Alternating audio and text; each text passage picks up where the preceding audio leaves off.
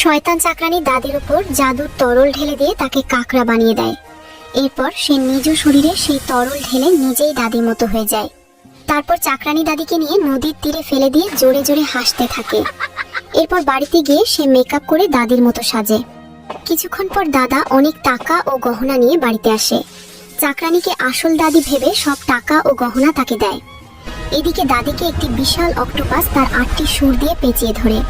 এই দৃশ্য মৎস্যকন্যা দেখতে পেয়ে দ্রুত গিয়ে অক্টোপাসের সাথে লড়াই করে তাকে পরাজিত করে। এরপর মৎস্যকন্যা কাকড়ার উপরে জাদুর তরল ঢেলে দেয়। সঙ্গে সঙ্গে দাদি আবার তার আসল রূপে ফিরে আসে। বাকি তরল মৎস্যকন্যা দাদির হাতে দিয়ে দেয়। দাদি দৌড়ে বাড়িতে গিয়ে চাকরানীর উপর সেই তরল ঢেলে দেয়।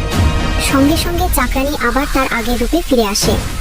এটি দেখে দাদা খুব রেগে যায় এবং চাকরানীকে ঘাড় ধাক্কা দিয়ে বাড়ি থেকে বের করে দেয়। এদিকে মৎস্যকন্যা কান্না করতে থাকে, কারণ কেউ তার জন্য লাইক বা সাবস্ক্রাইব করেনি।